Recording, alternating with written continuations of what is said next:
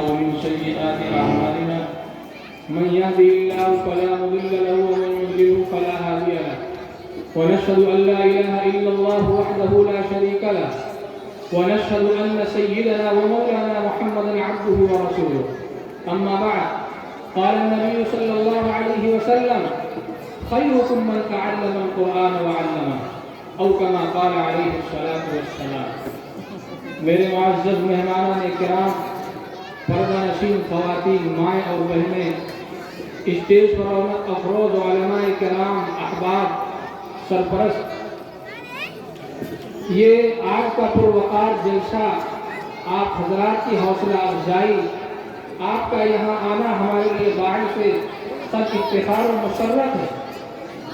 یہ آپ حضرات کے سامنے چند بچوں نے مدرسہ سیدنا ابی بن کعب کی تھوڑی سی جھلک پیش کی ہے.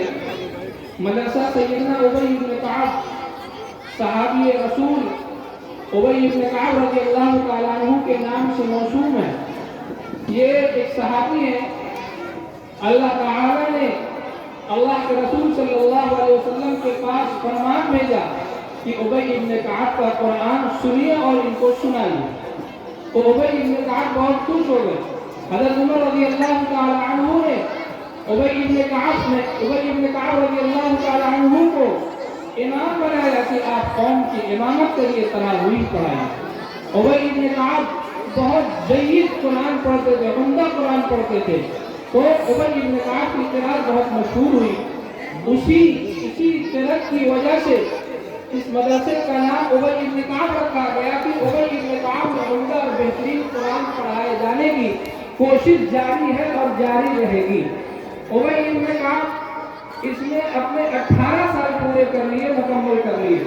یوں تو آپ کو ایسا لگے گا کہ آج ایک بچہ حافظ قرآن ہو گیا اور 2021 میں 2 بچے حافظ قرآن ہو گئے، 2023 میں 2 بچے حافظ قرآن ہو گئے.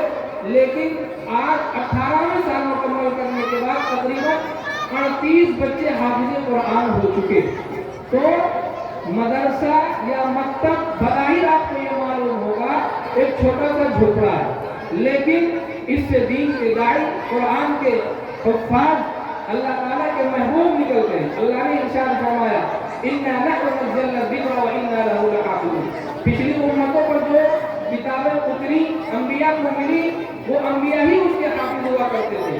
لیکن اللہ تعالیٰ نے اس امت کی خصوصیت یہ رکھی کہ اس امت کے لوگ بھی اللہ تعالیٰ کی کتاب اور اس کے کلام کے حافظ ہوا کرتے ہیں. پچھلی امتوں میں ان کی جو کتابیں تھیں، ان کے جو صحائف تھے، ان میں لوگوں نے تبدیلیاں کر دی، رد و بدل کر دیا، تصحیح کر دیا. لیکن قرآن کے بارے میں اللہ نے اعلان اور چیلنج کر دیا کہ یہ قرآن ہے، اس کو میں نے نازل کیا ہے، اس میں کا قیامت کوئی تحریف اور تبدیل نہیں کر سکتا. اِنَّا نَحْنُ نَزَّلْنَا الذِّكْرَ وَإِنَّا لَهُ لَحَافِظُونَ. ہم نے ہی قرآن کو اتارا ہے اور ہم ہی اس کی حفاظت کریں گے. یہ 2 بچے آپ کے سامنے تھوڑی سی قرآن کی آیت تلاوت کی اور اس کے بعد ختم قرآن کی دعا انہوں نے پڑھی. ختم قرآن پر دعا قبول ہوتی ہے. ہمیں آپ حضرات کو آمین کہنا چاہیے تھا. اگر نہیں کہا ہے تو اب سے آمین کہہ لیں. تو ان بچوں ہی کو اللہ نے قرآن کا حامی بنایا ہے. انہیں معصوم بچوں کے ذریعے سے اللہ تعالیٰ قرآن کریم کی حفاظت کرواتا ہے. اور یہ مدارس اور مکاتب جو ہے، آج دنیا بڑی رنگینیوں میں پڑ کر کے دنیا کے لوگ دنیا کی رنگینیوں میں، آرائش اور آسائشوں میں، بلڈنگوں میں، کاروں میں، بنگلوں میں، پیسوں، اس کو دیکھ کر کے لوگوں نے مدارس اور مکاتب سے اپنے بچوں کو دور کرنا شروع کیا. یاد رکھیے میرے مسلمان بھائیوں، آپ اپنے بچوں کو انجینئر بنا سکتے ہیں، پروفیسر بنا سکتے ہیں، پائلٹ بنا سکتے ہیں، اس کو گریجویشن کروا سکتے ہیں، دنیا سلوٹ مار سکتی ہے. لیکن اللہ کے یہاں قیامت کے دن یہ نہیں پوچھا جائے گا آپ نے کس کالج میں آپ نے تعلیم حاصل کیا. اور اللہ تعالیٰ فرشتوں سے جو سوال کروائیں گے قبر میں، یہ نہیں پوچھا جائے گا کہ آپ نے کون کلاس تک آپ نے تعلیم حاصل کی، کون سی اسکول سے آپ نے تعلیم حاصل کی، کون سا جہاز آپ اڑایا کرتے تھے. نہیں، آپ کا جو قبر میں سوال ہوگا من ربک ما دینک، تمہارا رب کون ہے. آج ہم اپنے بچوں کو مدارس سے نکال کر کے کانوینٹوں میں، اسکولوں میں داخل کرتے ہیں. میں منع نہیں کرتا، علماء منع نہیں کرتے. اللہ کے رسول صلی اللہ علیہ وسلم نے زید بن حارثہ کو عبرانی زبان سیکھنے کا حکم دیا تھا؟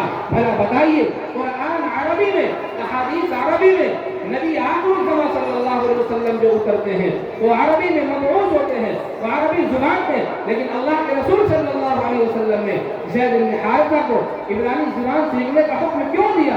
اس لیے تاکہ آپ اس دین کو جو عربی میں نازل ہوا، وہ قرآن جو عربی میں نازل ہوا، اس کو آپ دوسری زبان میں ٹرانسلیٹ کر کے، اس کا ترجمہ کر کے آپ امت محمدیہ کے ایک ایک فرد کو اس دین کو، اسلام کو پہنچائیں۔ اس لیے نہیں کہ آپ انگریزی زبان سیکھ کر کے، ہندی زبان سیکھ کر کے، عبرانی زبان سیکھ کر کے، اردو زبان سیکھ کر کے، عربی زبان سیکھ کر کے آپ اس دین کا سودا کریں، اس دین کو بیچیں، اس دین سے پیسہ کمائیں، دنیا کی کوڑیاں کمائیں، دنیا کی بلڈنگیں سجائیں اور دنیا کی گاڑیاں لے کر کے عیش و مستی کریں۔ اس لیے اللہ کے رسول صلی اللہ علیہ وسلم نے نہیں بتایا تھا۔ اس لیے میرے عزیز ساتھیوں، میرے مسلمان بھائیوں، آج جانا درخواست ہے، اپنے بچوں کو مکاتب میں ضرور داخل کیجیے۔ ایک زمانہ وہ تھا ہمارے علماء انگریزی پڑھنے سے روکا کرتے تھے، لیکن ایک زمانہ یہ آ گیا ہمارے علماء اجازت دیتے ہیں اپنے بچوں کو بہترین انگریزی پڑھائیے، لیکن ہمارے مکاتب میں بھی جہاں قرآن، احادیث، تعلیم الاسلام اور دین اسلام سکھایا جاتا ہے، وہیں بہترین انگریزی بولنا، پڑھنا، لکھنا سب کچھ سکھایا جاتا ہے۔ اس لیے اپنے بچوں کو اس حال و غفلت میں ہو کر کے، مکاتب سے نکال کر کے ایسی جگہوں پر داخل نہ کیجیے کہ آج ہماری نسلیں ہم کو کلمہ پڑھتے ہیں، ہم کو قرآن کی تلاوت کر لیتے ہیں، قرآن کی تلاوت وہ بھی رمضان میں قرآن کھل جاتا ہے، مسجدوں میں قرآن پڑھے ہوئے، اس پر گرد پڑی ہوئی ہے، گھروں میں قرآن سجایا ہوا ہے، وہ ایک گلدستہ بن گیا ہے کہ وہ رکھا ہوا گلدستے تو صاف کر لیے جاتے ہیں، لیکن قرآن کے جزوان ہمارے گھروں میں کھلے نہیں جاتے، صاف نہیں کیے جاتے۔ اللہ امت محمدیہ کو صحیح سمجھ نصیب فرمائے۔ آج ہم نے اپنے بچوں کو اس لیے اسکولوں میں داخل کر دیا کہ دنیا کی کوڑیاں ہم حاصل کریں گے۔ یاد رکھیے، ہم نے اسی سرامیر کے اطراف میں ہم نے بچوں کا جائزہ لیا، جو بچے اپنے مکتب میں نہیں جاتے ہیں، 12 سال کے بچوں کو پہلا کلمہ یاد نہیں ہے، پہلا کلمہ یاد نہیں ہے، اور ہم یہ سمجھتے ہیں 35-40 مساجد ہمارے سرامیر کے اندر ہے، چھوٹے چھوٹے کئی مکاتب ہیں، بڑے بڑے کئی مدارس سے گھرا ہوا یہ قصبہ ہے، یہاں پر علماء، صلاح، اتقیاء، حفاظ پیدا ہوتے ہیں۔ وہیں ہمارے ان گاؤں کے علاقوں میں سرامیر کے اطراف میں ایسے بچے بھی ہیں جنہیں کلمہ یاد نہیں ہے۔ وجہ کیا ہے کہ ہم نے اپنے بچوں کو انگریزی سکھانے کے لیے ایسے اسکولوں میں داخل کر دیا جہاں صرف نام ہے کہ وہاں قرآن پڑھایا جاتا ہے، جہاں صرف نام ہے کہ کلمہ سکھایا جاتا ہے۔ آج ہم مسلمان ہیں، ہم اپنے بچوں کو اسکولوں، کالجوں، یونیورسٹیوں میں، کانوینٹوں میں داخل کرتے ہیں، کہیں ایسا نہ ہو ہماری یہ نسلیں ہمیں دیکھ کر کے مسلمان تو ہو جائیں، لیکن ان کی اولادیں گھروں میں کافر اور مشرک پیدا ہوگی، ان کا ایمان بچانا مشکل ہو جائے گا۔ آج ہمارے درمیان علماء کی قدر نہیں ہے، مکاتب کی قدر نہیں ہے۔ اگر ہمارے مدارس اور مکاتب کے لوگ 200-300 روپیہ فیس مقرر کر لیتے ہیں تو جیب میں ہاتھ جب ڈالتے ہیں فیس نکالنے کے لیے، ایسا لگتا ہے جیب نے ہمارے ہاتھ کو پکڑ لیا ہے، ہاتھ چھوٹتا نہیں ہے۔ اور وہی ہمارے بچے ان جگہوں پر جاتے ہیں جہاں دین اور اسلام سے کوئی وابستگی نہیں ہے، 10,000 20,000 لاکھ روپیہ فیس دے رہے، کئی اطراف میں لوگ ہزار مہینے کی فیس دیتے ہیں، اور وہاں کی جا کر کے بچوں کو اسکول کے دروازے پر چھوڑ کر کے چلے جاتے ہیں۔ کبھی کوئی سوال کرنے نہیں جاتا کہ آپ نے ہمارے بچے کو کیا پڑھایا، کیا سکھایا، کبھی کوئی پوچھنے نہیں جاتا ہے۔ لیکن اگر مدرسے کے کسی بچے کہیں کمی آ گئی یا استاد نے کسی بچے کو تھپڑ لگا دی یا فیس 2-4 مرتبہ کہہ دیا کہ فیس جمع کر دیجیے، تو لوگ آ کے مدارس میں، مکاتب میں گالیاں دیتے ہیں، اساتذہ کو ڈانٹتے ہیں، اساتذہ کی بے حرمتی کرتے ہیں۔ یاد رکھیے میرے مسلمان بھائیوں، علماء کو جس دن گالیاں دو گے اور علماء کی قدر نکل جائے گی، امت پر عذاب آنا شروع ہو جائے گا۔ یہ علماء ہے جو اللہ کے نبی صلی اللہ علیہ وسلم کے وارث ہے۔ اللہ کے رسول صلی اللہ علیہ وسلم نے فرمایا، انما العلماء ورثۃ الانبیاء وان الانبیاء لم یورثوا دینارا ولا درہما۔ تم کیا سمجھتے ہو یہ علماء کی جماعت ایسی ہی پھینکی پڑی ہے؟ یہ علماء پھٹے کپڑوں میں، پرانے کپڑوں میں 2-4-5,000 10,000 کی تنخواہ میں اپنا خرچ لیتے ہیں، اپنا گھر بار چلاتے ہیں، اپنی عزتوں پر پردہ ڈال کر کے چلتے ہیں۔ ایک صاحب ہم سے کہنے لگے کہ مفتی صاحب چلیے 5,000 میں حفاظ اور علماء جو مدارس میں پڑھاتے ہیں ان کے پیسوں میں اللہ بہت برکت دیتا ہے، उनका सब कुछ चलता है। हमने कहा कि उन्हीं हाफिज साहब की तनख्वाह आप पूरे साल की रख लीजिए, 1 महीने की आप हमको दे दीजिए, पूरी बरकत आप ले लीजिए। तब कुछ नहीं बोलते भाई, बरकत है तो आप रख लीजिए और अपनी हमको दे दीजिए। ये कहने से काम नहीं चलेगा। उलमा की कदर कीजिए। एक साहब आके कहने लगे, उलमा और हुफ्फाज जितना झूठा शख्स हमने दुनिया में देखा नहीं। हमने कहा ठीक है, जब आपका इंतकाल होने लगेगा वसीयत कर जाना, मेरा जनाजा कोई हाफिज, कोई आलिम, कोई मुफ्ती नहीं पढ़ाएगा, एक काफिर आदमी से जनाजा पढ़ाएगा। मेरे भाइयों, आज उलमा की कदर नहीं है।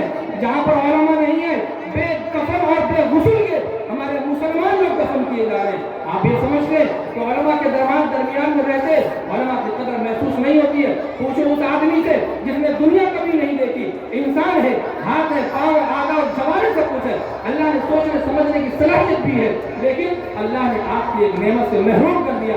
उससे आप पूछे आँख की कदर क्या होती है। वो आदमी जो 10-20 साल आँख की नेमतों से सरफराज होता रहा, अल्लाह ने उनकी बीनाई ले ली, उससे पूछे आँख की कदर क्या है। आज उलमा, मुफ्तियान किराम, मकातिब हमारे दरमियान में चल रहे हैं, इसकी कदर हमारे पास नहीं है।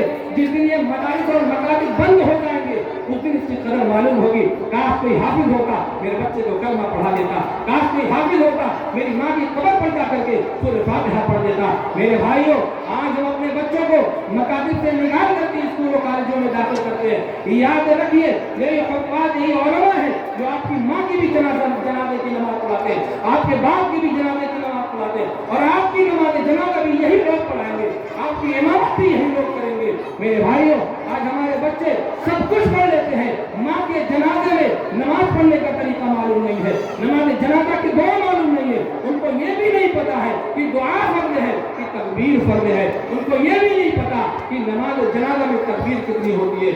इसलिए मेरे भाइयों, अजीज दोस्तों, मैं अपने तमाम मुसलमान भाइयों को दरख्वास्त करूंगा, आप इस दुनिया के चक्कर में मदारिस और मकातिब का रुख ना होए। आप उस मकातिब और मदारिस में आकर के अपने बच्चों को पहले दीन सिखाएं, पहले मुसलमान बनाएं, पहले उनको बताएं कि मैं मुसलमान हूँ। दुनिया की किसी भी चप्पे में जाएगा, दुनिया के किसी भी हिस्से में जाएगा, वो खुद को मुसलमान बताएगा। लेकिन आज हमारे मुसलमान जो अपने को मुसलमान कहते हैं, वो हकीकत में मुसलमान है या नहीं है, वो खुद बताएंगे कि मैं मुसलमान हूँ या नहीं हूँ। जब कहीं भी भेद बदलता है या अपने जो दूसरी कौम में जाते हैं, वो अपने इस्लाम को छुपा लेते हैं, उसका इफ़्फा करते हैं, कानों में बालियां पहनते हैं, हाथों में बंधन बांधते हैं और चेहरा ऐसा बनाते हैं कि पता न चले कि मैं मुसलमान हूँ। जब पूछा जाता है कि बाबू तुमने शक्ल ऐसी क्यों बनाई है, कहते हैं कि हालात बदला। आपने वो हालात नहीं देखा। जनाब मोहम्मद रसूलुल्लाह सल्लल्लाहु अलैहि वसल्लम अकेले उन्होंने इस्लाम का परचम लहराया। 313 पे सारी दुनिया एक तरफ थी। अल्लाह के रसूल सल्लल्लाहु अलैहि वसल्लम फरमाते हैं, बदअल इस्लाम गरीबा व सयऊदु गरीबा फतूबा लिल गुरबा।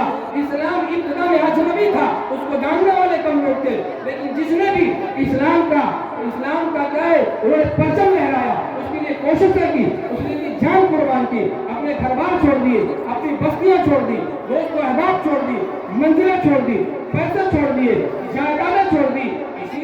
इसीलिए सहाबा ने अपनी गर्दनें कटाई थी कि मुसलमान अपने इस्लाम को छुपाए।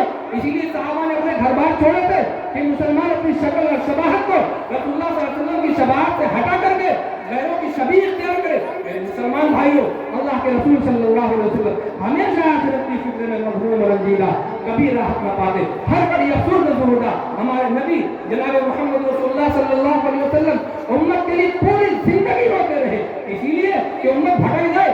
अल्लाह के रसूल सल्लल्लाहु अलैहि वसल्लम ने फरमाया, मैं नहीं रहूंगा, लेकिन मैं जो ऐसी चीजें छोड़ करके जाता हूँ, अगर तुम उसको पकड़ोगे तो कभी गुमराह नहीं होगे, कभी रास्ते से भटकोगे नहीं। एक कुरान करीम और दूसरे सुन्नत रसूलुल्लाह है। अल्लाह के रसूल सल्लल्लाहु अलैहि वसल्लम से पहले अंबिया आते थे, एक नबी आया गया, फसाद फैला, लड़ाइयाँ हुई, जिनाकारियाँ हुई, शराबनोशियाँ हुई, अल्लाह दूसरा नबी भेज देता था उसके हालात को बदलने के लिए, शराबनोशी को खत्म करने के लिए, ज़िना को मिटाने के लिए, बुराइयों को क्या खत्म करने के लिए। लेकिन जनाब मोहम्मद रसूलुल्लाह सल्लल्लाहु अलैहि वसल्लम को अल्लाह ने आखिरी नबी बना करके भेजा है। हमारे नबी ने फरमाया, अना खातिमुन नबिय्यीन ला नबिय्य बादी, मैं आखिरी नबी हूँ, मेरे बाद कोई नबी आने वाला नहीं है। अब हालात जो बिगड़ेंगे तो यही उलमा जो पुराने कुर्ते और पाजामे में, जिनको हम गलत निगाह से देखते हैं, जिनको हम हकीर समझते हैं, जिनको हम गालियाँ देते हैं, जिनको हम मारने के लिए खड़े हो जाते हैं, جن کی شکایت کرنے کے لیے اپنے مدارس میں مکاتب میں پہنچ جاتے ہیں کہ کون حافظ صاحب ہے کس نے بچے کو تھپڑ مار دیا، کون حافظ صاحب ہے کس نے فیس کا مطالبہ کر لیا۔ یہی علماء انبیاء کے وارث ہیں، یہی علماء نبی کی جگہ پر کھڑے ہیں۔ آج جو ہماری مسجدوں کے مصلی ہیں، نبی ہوتا تو مصلی پر کوئی نہ جاتا، لیکن آج نبی نہیں ہے تو نبی کے ورثہ ہی اس مصلی پر کھڑے ہوتے ہیں۔ اس لیے میرے مسلمان بھائیوں، آپ حضرات سے آج ذرا درخواست ہے، علماء کو گالیاں دینا چھوڑ دو، حفاظ کو گالیاں دینا چھوڑ دو۔ اگر کسی عالم حافظ سے تکلیف پہنچ بھی جائے تو برداشت کر لو، سر جھکا لو، وہ خود شرمندہ ہو جائے گا۔ اور اپنے بچوں کو ایسے مدارس اور مکاتب میں داخل کیجیے جہاں پر قرآن کریم، احادیث، اردو، ہندی، انگریزی سب کچھ پڑھایا جاتا ہے۔ الحمدللہ ہمارے علماء نے اتنی کوششیں کی ہے کہ ہمارے مدارس میں بھی بہترین انگریزی پڑھائی جاتی ہے۔ میں اسی اپنے مکتب کی بات کرتا ہوں، یہاں پر اس بچی کے والد بھی بیٹھے ہوئے ہیں۔ ہمارے مکتب کی پڑھی ہوئی ایک بچی 5 کلاس پاس کر کے اسکول میں جاتی ہے، جب وہاں پر اس کا انٹرویو ہوتا ہے تو پرنسپل صاحب والد صاحب سے پوچھتے ہیں کہ یہ آپ کی بچی 5 پڑھ کے آئی ہے، اسے 6 میں، اس کا 7 میں اس کے ایڈمیشن ہونا چاہیے، 6 نہیں 7 کلاس میں اس کا ایڈمیشن ہونا چاہیے۔ یہ بچی کہاں سے پڑھ گئی، کس اسکول سے پڑھ کر کے آئے؟ ان کے والد یہاں پہ بیٹھے ہوئے، ہر آدمی کوئی بھی ان سے پوچھ سکتا ہے۔ تو ہمارے مدارس میں ایسا لگتا ہے کہ پڑھائی نہیں ہوتی، لیکن جب مدارس کے بچوں اور دوسرے کانوینٹوں کے بچوں کو آپ رکھ کر کے ان کا امتیاز کریں گے، موازنہ کریں گے، تب آپ کو سمجھ میں آئے گا۔ آپ سورج دیکھ رہے ہیں، آپ چاند دیکھ رہے ہیں تو آپ کو لگتا ہے بڑا خوبصورت ہے، لیکن چاند کے مقابلے میں سورج نکلتا ہے اس کی روشنی مان پڑ جاتی ہے۔ تو آپ کو مقابلہ کریں گے تو آپ کو لگے گا کہ ہمارے مدارس میں کتنے بہترین پروڈکٹس تیار کیے۔ اللہ تعالیٰ، اللہ کے رسول صلی اللہ علیہ وسلم نے فرمایا خیرکم من تعلم القرآن وعلمہ، دنیا کے پیچھے بھاگنے والا صادق الامین صلی اللہ علیہ وسلم کا فرمان سنو۔ ہم تو یہ سمجھتے ہیں کہ ہم بہت اچھے ہیں، ہر آدمی یہ سمجھتا ہے میں بہت اچھا ہوں، لیکن اللہ کے رسول صلی اللہ علیہ وسلم نے فرمایا بہترین لوگ کون ہیں؟ جو قرآن کو پڑھتے پڑھاتے سیکھتے سکھاتے ہیں۔ اللہ تعالیٰ ہم سب کو صحیح سمجھ نصیب فرمائے۔ وآخر دعوانا الحمدللہ۔